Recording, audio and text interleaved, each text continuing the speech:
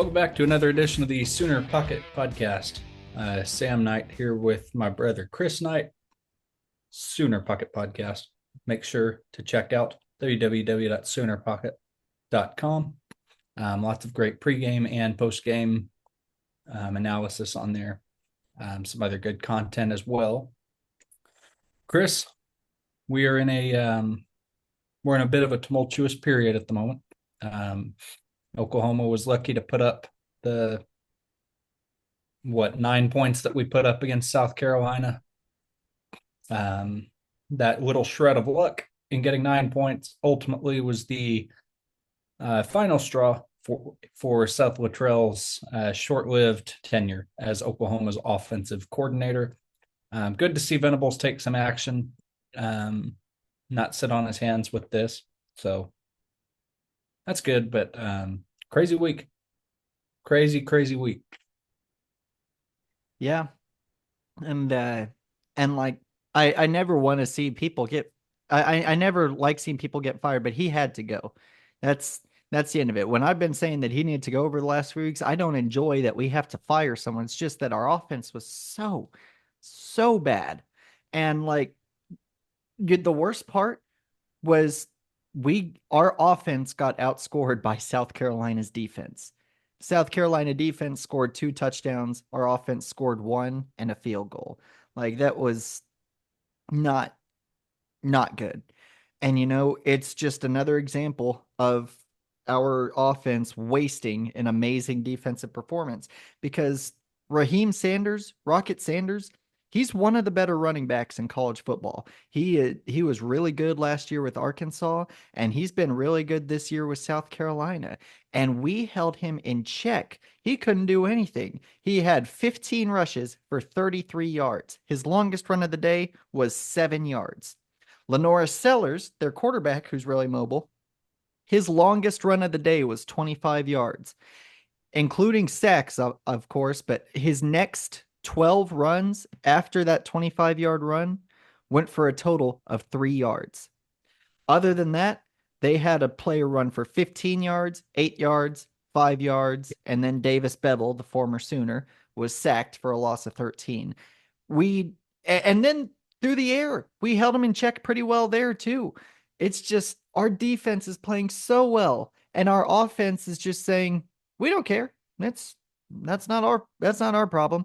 And it's just I will say I feel like this is 80% Seth Luttrell, but also 20% you could get prime Tom Brady. I'm talking 2007 undefeated Patriots Tom Brady and put him in this offense right now. And with that offensive line, he's not doing very much. But it was rough. No, that was a rough one. Yeah, you're exactly right, though, that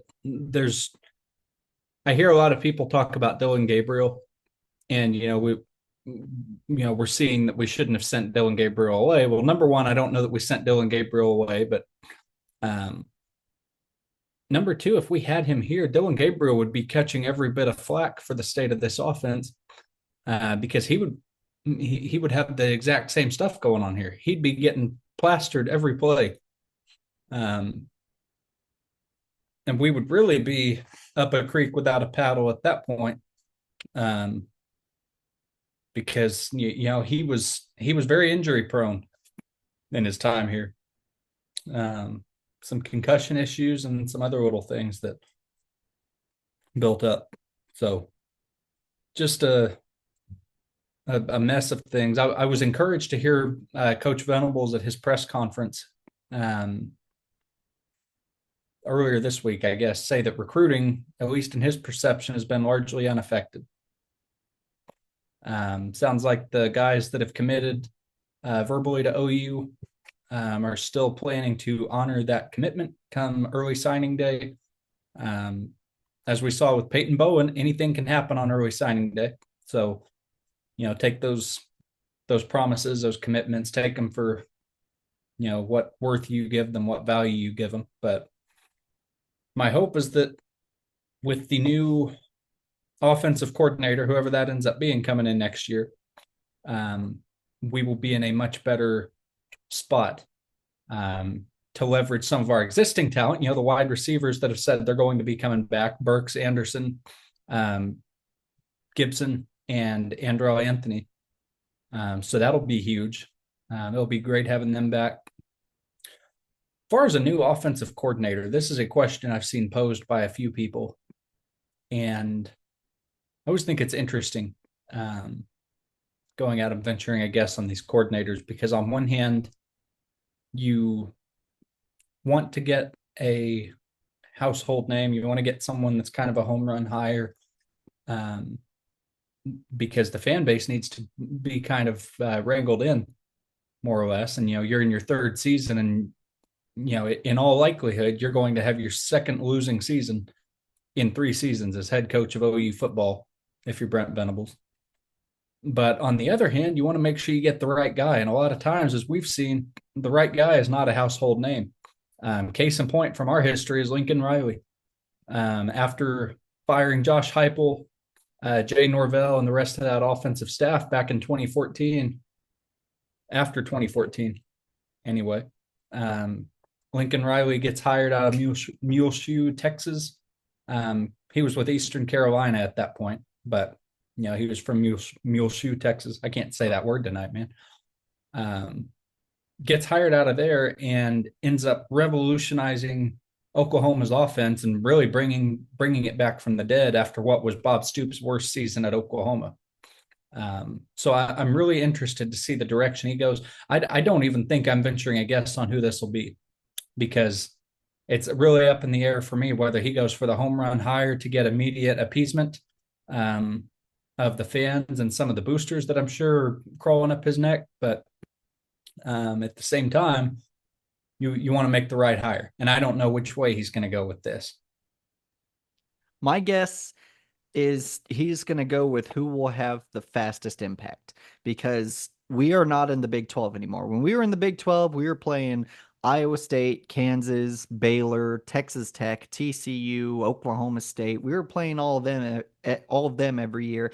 And so with those teams, you kind of have room to experiment. You kind of have room to just kind of plug in different things and see what works. Now we're going up against Alabama, LSU. We're going up against Auburn, which we saw can be a difficult opponent. We're going up against Tennessee. We're going up against Ole Miss. We're going up against all these other really good teams who are far better than almost anyone in the Big 12. And that is not a schedule that you can have and just kind of see.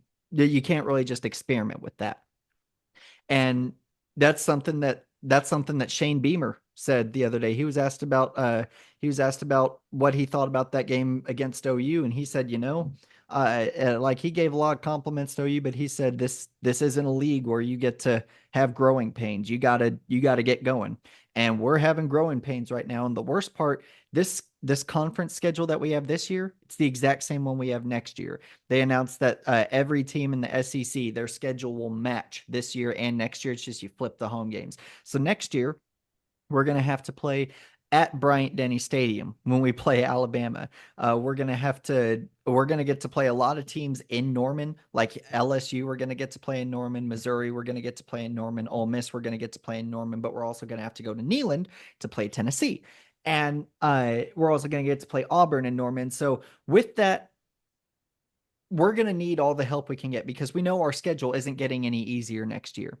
And the best way, or the best thing I believe Brent Venables could do, is make a hire that from day one, it's a different offense. Like, of course, there's going to be some kinks to figure out in the offseason, but because of that, Brennan Marion, far and away the best option. He's been the coordinator at UNLV for a minute, and with mediocre talent, he's producing one of the best offenses in college football. I stand firm that just because of the scheme he runs, they could go up against almost any team in the country and put up 30 or 40 points on them. I mean, he runs an incredible offense. And I remember last year, there were a lot of rumors that he really wanted to come to OU when Jeff Lebby left to go to Mississippi State. But before there was really any time to do anything, it was announced that Seth Luttrell and Joe John Finley would be the offensive coordinators. And so I really hope that if that was true, that he really wanted to come to OU last year, I hope that he doesn't hold that against us, because the best thing we could do is get an immediate impact hire to where when we go to Bryant Denny, when we go to Neyland, and when we host Auburn, Ole Miss, LSU, Missouri, we need to be ready to score 50 points on them, and our defense needs to be ready to stuff them every play. And so, while I like the idea of getting a not household name who shows promise, I like even more the idea of getting someone who's going to just dominate from day one. Yeah, yeah, we'll see. We'll see. I think sometimes you can get the day one domination from a guy that maybe isn't a household name. The issue is so many of those big names, and this isn't so much a dig at Brennan Marion, but a lot of the other big names that you see come up in these kind of searches, it's more or less a revolving door of people that end up with different programs, different times, because one way or another they burn out their time somewhere. And so in that respect, I'm really hoping we don't take someone that is a big name. Um, I'm I'll be interested to see what happens. I'll just leave it at that.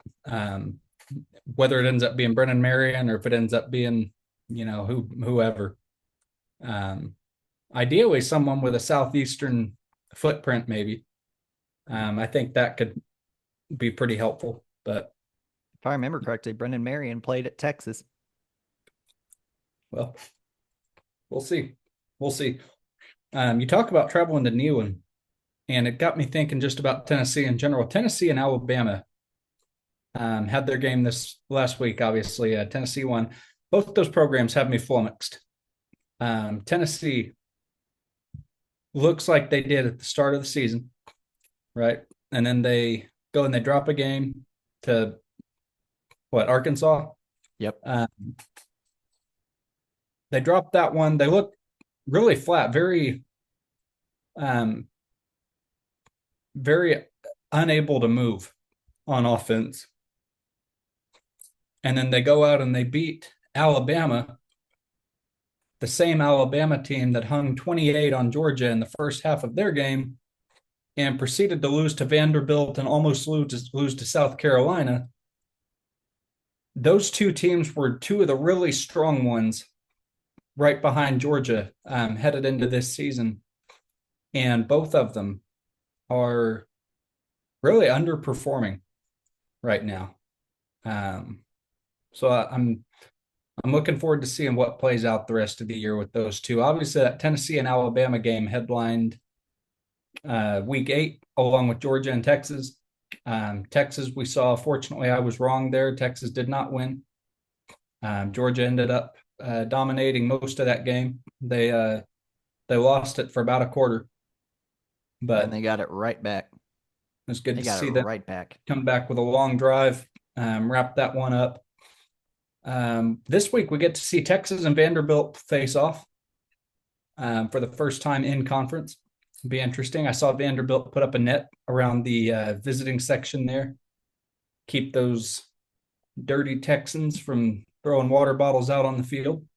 So that'll be good. We've got LSU and A&M, a rematch of that classic from a number of years back that went to 7, 8, 9, whatever overtimes. 2018, 7 overtimes, final score 74-72. Absolutely crazy. The line on that one, I know they're even right now. The one that's not even is OU and Ole Miss. OU is more of a dog right now to Ole Miss than Vanderbilt is to Texas. Vanderbilt is an 18.5-point dog to Texas. OU is a 20-point dog to Ole Miss. That's some pretty rough waters there. Me this week, I'm just looking to see maybe an extra play or two, extra, and maybe just some spreading out of the offense a little bit if they can do it. I've talked about it before, but opening up that box some. We're not going to see a ton of changes with an interim offensive coordinator. There's only so much of a new offense you can install in the course of a week when you're halfway through the season. That's what I'm looking for on offense. What are you keeping an eye on for our offense this week? I would like to see a lot of just quick plays that are meant to get 5 to 6 yards. I feel like our play calling up to this point was a lot of just try and I feel like first down, second down, and third down had the same calls on the call sheet. I don't think there was a difference because they're you're seeing the same deep shots on first down that you usually only see on like second and one, second and two. Okay, so now it's second and 10, at which point we do a little handoff up the middle and it gets stuffed. All right, well, now we have third and 10. And that is why we've been so bad on third down this year because we're constantly third and 8, third and 9, third and 10, third and 11. So I would like to see differences in how we call each play. So first down, do something that's going to throw the defense off for a second. Get like 5 or 6 yards on a little slant. Now it's second and manageable. Gavin Sawchuk probably won't be playing this week, but Javante Barnes and Taylor Tatum will. Give it to them on second down. We've found a lot of success running those outside zones. Give it to them on second down and make it to where if they don't get the first down, it's third and one, third and two. And then you have so much more of the playbook open there. And that's really what I'd like to see. Jackson Arnold, he became the first OU quarterback this past week to throw for over 200 yards in a game this season, which is really sad to say in the 7th game of the season. But I'd like to see Joe John Finley and I can't remember his name, the guy who was at Duke for a couple of years and is now helping out with like the Kevin quarterbacks Johns. and the play. Kevin Johns, yeah. I'd like to see him. I'd like to see Joe John Finley and Kevin Johns really let Jackson Arnold throw because we know he can be accurate. That bomb to Brennan Thompson last week, that was a beautiful pass. And that's another thing. Brennan Thompson and Jaquez Petaway both are two of the fastest players on the field, no matter who we're playing. They are freakishly fast. Let them run down the field. Let them run as fast as they can down the field. Jackson Arnold has the arm to hit them.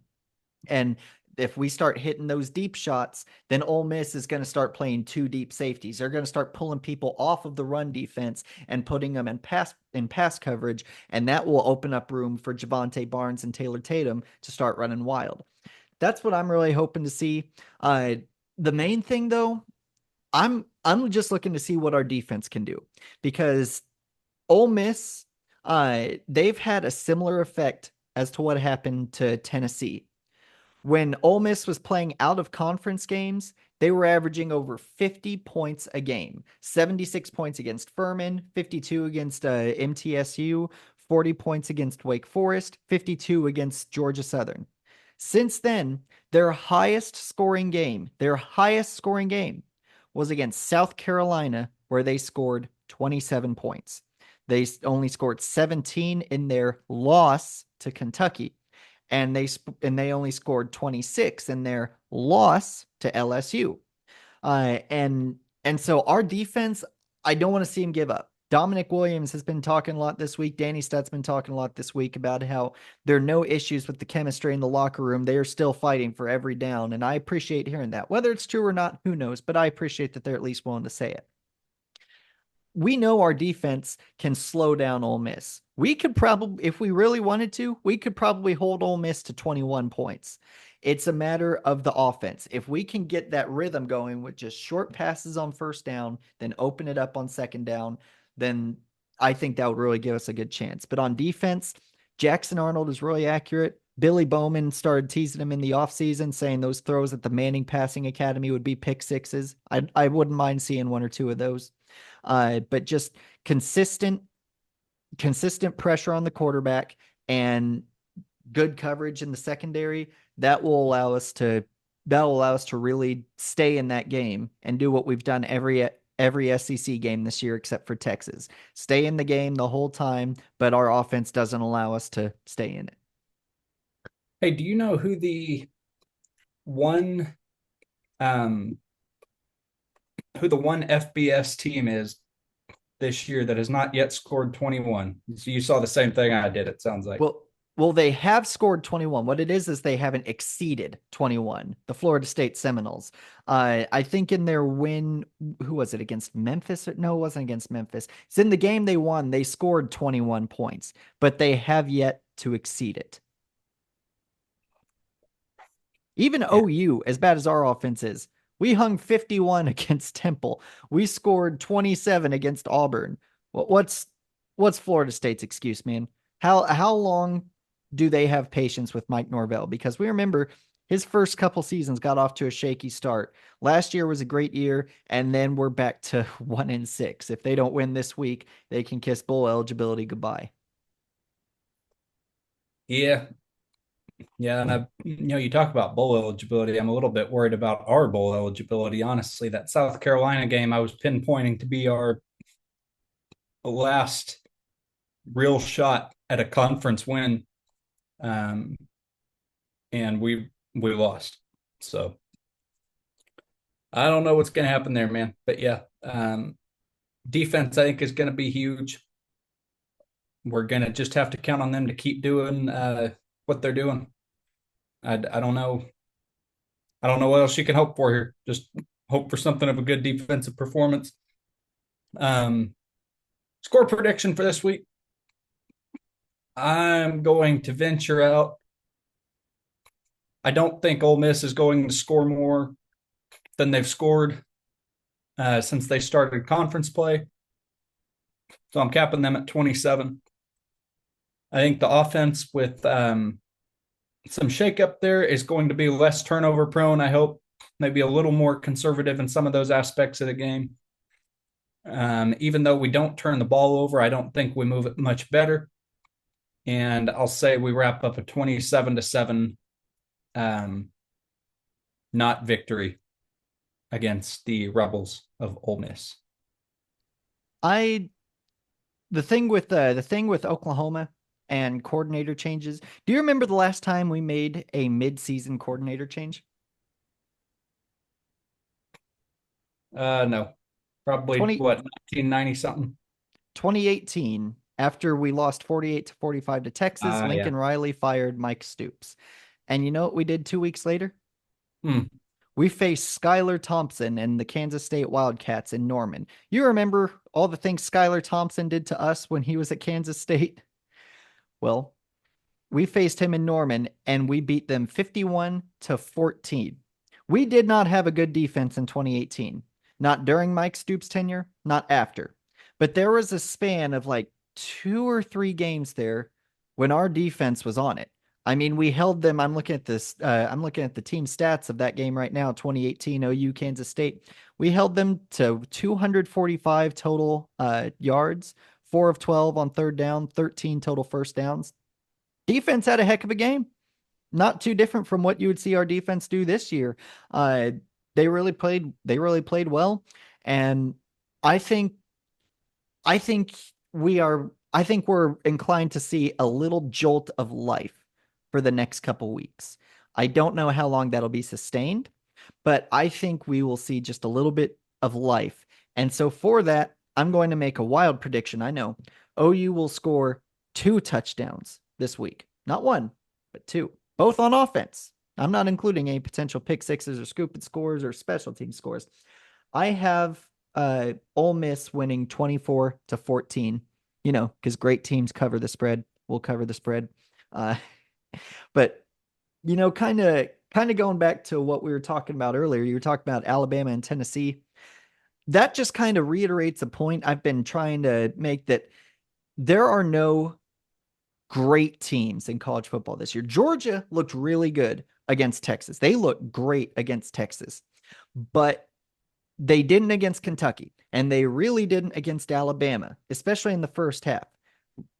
When Alabama goes out there, loses to Vanderbilt, almost loses to South Carolina, you'd think Georgia would thump them, but Georgia was down 28-0 early in the second quarter. I mean, it was terrible. And then you look at Texas. Texas looked great. They looked elite. They looked like they might win the national championship the first 6 games of the season, until they played a team that had a pulse. Because let's be frank, they hadn't up until Georgia. And when they did, they got dominated. They made the third quarter a little exciting, but they got dominated. And they will again if they have to play Georgia again. We're seeing teams like Miami, who started off the season so dominant, and now they're slowing down. They barely hung on against Louisville. They had to launch a massive comeback against Cal. I mean, they've just not been very good. And you look at all these other teams, Alabama, Tennessee, they started off great and now they're just not. And that is why I think this has the opportunity to be the best college football playoff we've seen yet. Not just because it'll have 12 teams in it, but I think all 12 teams who get in will have a shot to win. Except for like if Army or Navy get in, they might pull a crazy upset in the first round. They will not win more than one round. But like you look at the top 10, top 12 right now, you've got Oregon and Ohio State, you've got Penn State, which all three of them I don't think will make it in. But then you've got Tennessee, Georgia, and Texas. You've got the other potential teams who could make it in, like BYU, uh, Alabama, if they really play their cards right, LSU, Iowa State, potentially Texas A&M, Boise State, like all these teams could really stand a chance. And remember, Boise State played Oregon close, and Oregon is the number one team in the country right now. I just there aren't any great team. There aren't really elite teams in college football this year, and I'm enjoying that. I'm enjoying that very much. Hey, all I'm saying is Army and Navy are both undefeated. So You know how place sad some it is. respect on the service academies. Do you know how sad it is when Hmm. Army, Navy, and Vanderbilt are ranked and Oklahoma is not? Yeah. That's a bad season, Sam. That's a bad season. Before we wrap, one quick trivia question here for you. So counting this season, when OU wins the turnover battle, what percentage? Let me phrase this better. How many losses do we have when we win the turnover battle since the start of 2023, counting this year? I think I know this. Zero. It is zero. If I Do you know remember how many wins we have when we lose the turnover battle in that same period? how many wins we have when we lose the turnover battle. Let's see here. We lost the turnover battle against UCF last year and we beat them. Uh, I I don't think we lost the turnover battle against BYU, but I can't remember. I'm just gonna go with one, and that's the UCF game. Two. Who's the other one? I couldn't tell you, but we're Well, two that's and five. helpful. 2 and 5 when we lose the turnover battle since the start of last season. This year we are 0-3 in such games. Um, in our three losses this year, we've been outscored 41-0 off turnovers when it comes to the turnover battle. In our That's four great. wins this year, the turnover score margin is 56-6 in favor of Oklahoma. So That's great. crazy, crazy. www.soonerpocket.com. Make sure to check it out. Lots of great pregame, postgame analysis on there. Some good content. I'm Sam Knight with Chris here. Let's hope for a win this weekend against Ole Miss. I think it's probably false hope, but hope's what we've got at this point in the year. So we're going to ride with it. Boomer Sooner, everybody. Stay safe. Boomer sooner.